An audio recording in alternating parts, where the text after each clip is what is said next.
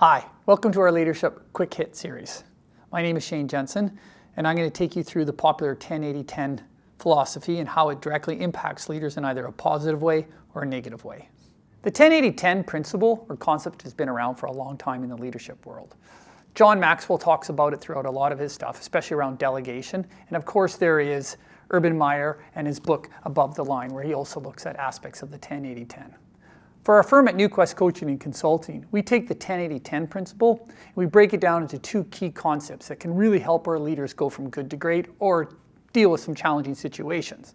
So the two key takeaways is one, it's a phenomenal piece to understand around time management. And the second thing is it's a powerful motivator to get our great leaders to deal with performance issues sooner than later.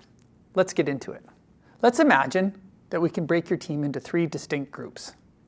The first group is what we're going to call our top 10% or our highly engaged employees. For better lack of a term, these are your superstars. These are the ones that are always exceeding above the line, always hungry to do more, keen. If anything, you're the one that probably flagged them for future leadership.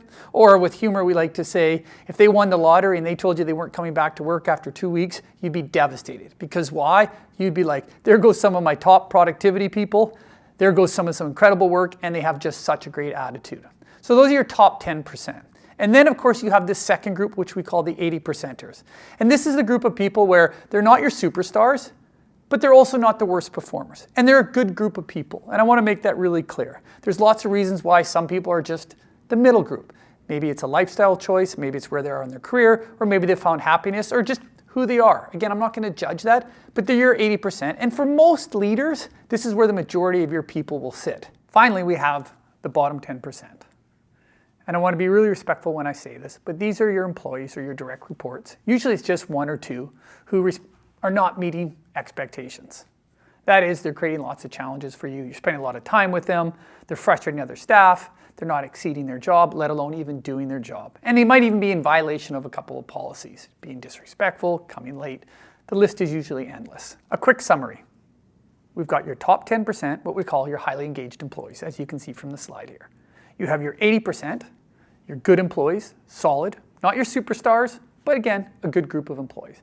And then respectfully, you have your bottom 10%, where there's always something going on, and there's ongoing performance issues or violation of policies or something to that effect. Now that you have a great understanding of how to break your team into the 10-80-10, let's cover the two key takeaways from this great little vignette.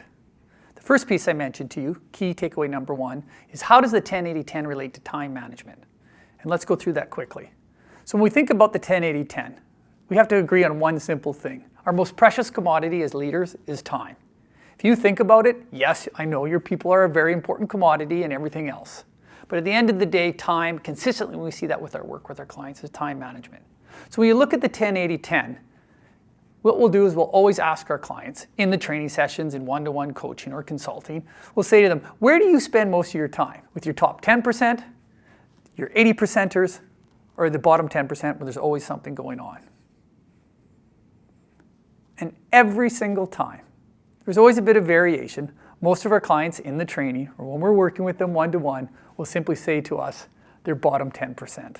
So let me show you how powerful a time management piece the 10-80-10 can be. And also what you're going to find out very quickly is a powerful motivator to get you to step in and deal with your challenging employees.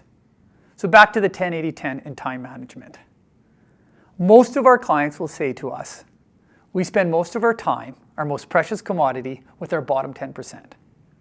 And obviously, that's a challenging situation. So let's just do a fun little scenario, which as many of you have seen me before do this in the training. And if you're brand new to this, this is absolutely great.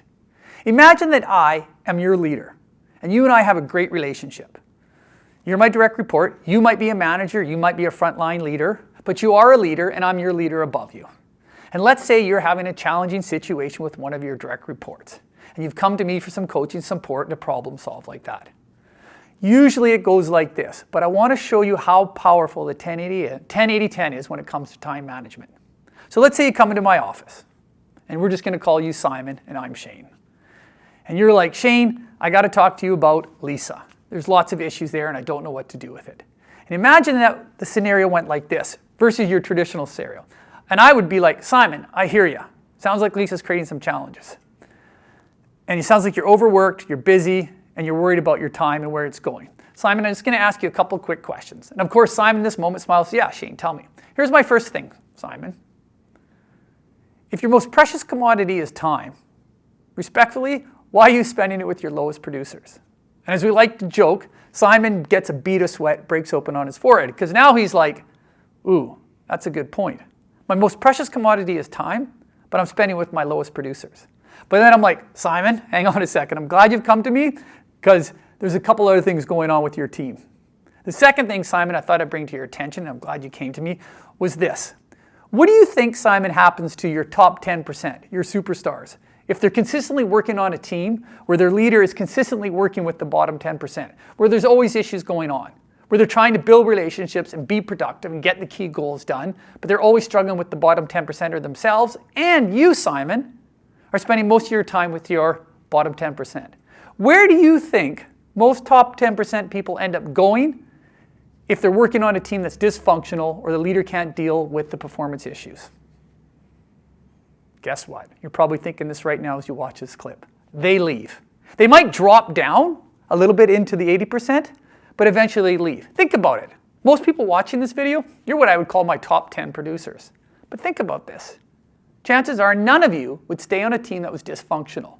So now Simon, who's sitting in the office with me, the second bead of sweat breaks open on his forehead. But I'm like, hang on a second, Simon. We're not out of this yet. There's one more thing you need to be aware of.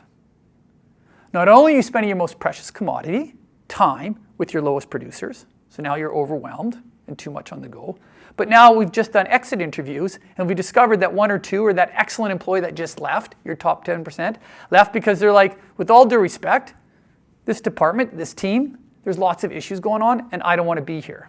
The third thing is, and here it comes, is what do you think happens to your 80%ers who consistently see the bottom 10% getting away with stuff?